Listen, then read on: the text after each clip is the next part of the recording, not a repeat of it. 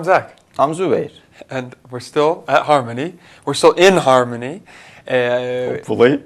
With reading the second word from where we left off the last time, which is just to remind the beginning, the ayat at the beginning of the word. In the name of God, the merciful, the compassionate, those who believe in the unseen. And if you would read the original Arabic.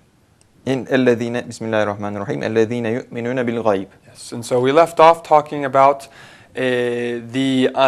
what the meaning of there is no God but God, the La ilaha illallah, the meaning of Tawheed, and what that really means.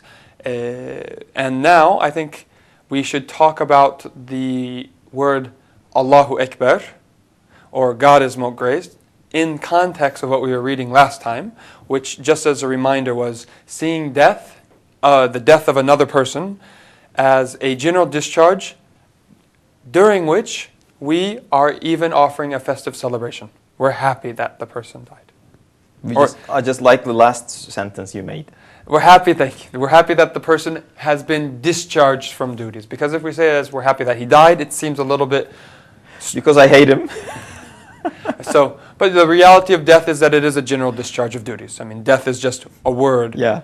And what is the meaning behind it? So what does Allahu Akbar, one of the most heard phrases, one of the most abused phrases, what does it actually mean? And I think that's very important because it carries, without understanding what it means, again, we can't see death as a good thing.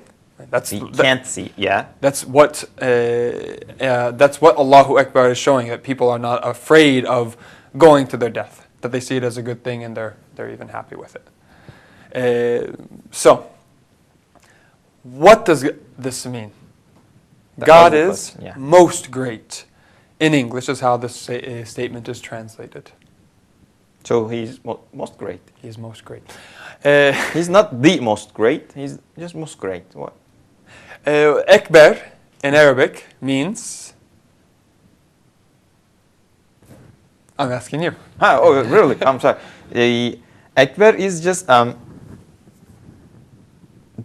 bigger. Just bigger. Just bigger. Just bigger. Yeah, you were expecting something more complex maybe, but it's just bigger. Just bigger. Okay, that's good. So it's not the big. Or it's not the biggest. The biggest, yeah. Okay, that's the big. Okay, and that's true. So because in Arabic grammar, there is no word for the biggest. Yes. As there is in English. You might be able to express the idea through different ways, but there is no superlative form of the word. Whereas there is the adjective kabir, which means big, and then there is the comparative, not superlative, but comparative akbar, which simply means bigger. In this term, big means great. Yes, not in physical bigness. Yeah. So yes. So well, we can look at it greatness, and so we can take that to our own selves. So greater. So the greater. So we have two. It means that we have a dichotomy here. We have two different things going on. We have big and we have bigger. Yeah. And so when we look at ourselves, I'm 6'2". I think that's 190 centimeters tall. And I don't know how tall you are. 1.67 or so. 1 meter, 67 centimeters. Yeah. Okay, so it means I'm bigger than you. Well, in any means. Yeah. In terms of height, I'm bigger than you. I'm taller than you. Yeah. So, but then somebody much taller than me, Michael Jordan, walks into this room and stands next to me. What happens? He's the biggest man in the room. He might be the biggest man in the room, but in relation to me, he's bigger than you. He's bigger than me. Bigger than me, bigger than you. So, yes, exactly. He's bigger. Now you're out of the picture, just with the relation with me for this. Really? Yeah, you're right. That's true. I'm out of the picture. But since we're talking about in Arabic the idea of the bigger, we're making comparison here. We're not making a bigger than all of us. Oh, yeah, I see. You're right, but if we just look at it, my relation with Michael Jordan, now he is bigger than me. Mm-hmm. So what that means is we have my bigness, mm-hmm. which only comes out by comparing it with somebody smaller than me, somebody shorter than me. Mm-hmm. If you weren't here, I couldn't call myself big. Yeah. I mean, Right. I couldn't, because there's nothing to compare with. Because if Michael Jordan is here, then I'm no longer big, I'm small. Mm-hmm. But what that means is that my attribute of bigness is completely relative. It's not real. You cannot absolutely call yourself bigger. I can't call myself big. Even. Just big. Mm-hmm. Because without anything to compare myself with, there's nothing.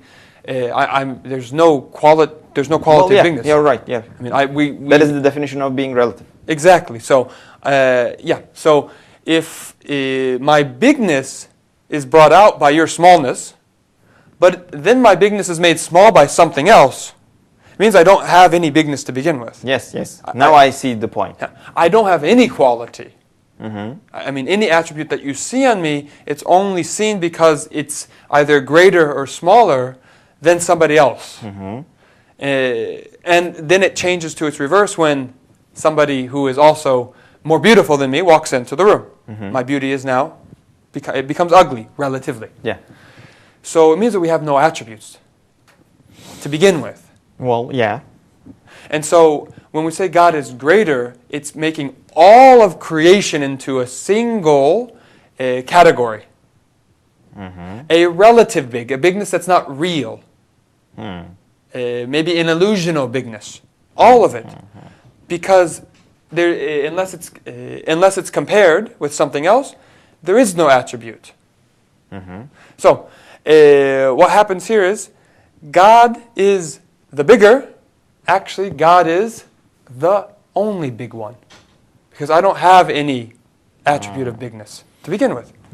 His bigness is not relative. His bigness is not relative, it's absolute. That's what Allahu Akbar actually means. His bigness does not came from or stands because of any other thing. Yes. Small or big, nothing. It can't be compared to begin with. Yeah. I mean, that's the thing. Our bigness comes out through comparison, and that makes it relative. His bigness, which shows that there is the concept of bigness. I can't attach the bigger attribute to you. You can't attach big to me, not even bigger. You can't, I mean, that's what this is. If my bigness is relative, there's already no bigger, but there's also no big. Yeah, you're right. But he is bigger. Which means, in reality, Great. he is the absolute and only big one. Yeah. Which is why one of the names of Allah is actually Al-Kabir, which is the big one. The absolute big one. So it means that I have no qualities to begin with. And So that's just a reminder. yeah. So when we're saying this expression, it's understanding the reality that all of these qualities that you see on me are from the unseen source. Yeah. Because I can't see his bigness. That's the point. It's unseen. Yeah. But- Absolutely big. Exactly, the fact that it's absolute. But through my relative bigness, the quality of big is brought out so that we can understand. And so I love that quality of big, of merciful, of all the qualities that we see in people, but I realize that they do not in any way, shape, or form belong to me. They are only relative in creation. Yeah. And Now so, it's clear. Yes, and so understanding that aspect makes me have a celebration, as we talked about in the previous one, makes me have a celebration when somebody is discharged from duties as opposed to being sad when he leaves me. Because he's not the source of his qualities to begin with. He's not big. Yeah, exactly. If I'm loving bigness, he's not big. Exactly. If I loved him, Because of his bigness. then I'm being showed that, no, he's not the source of it. Well, yeah. So, I love him, that's another thing. But why? I love him because he has been created to manifest this quality of the absolute big one, and the absolute merciful one, and the absolute inequality that you put Then on. those are permanent. And I realize that those are permanent, and so I'm happy through his death to be able to realize that. I wouldn't realize it without him dying, without him being discharged from his duty of showing me that. Well, thank you. Okay, thank you. So I think this is a good place to end it. We'll see you next time. Please send your questions and comments. Bye.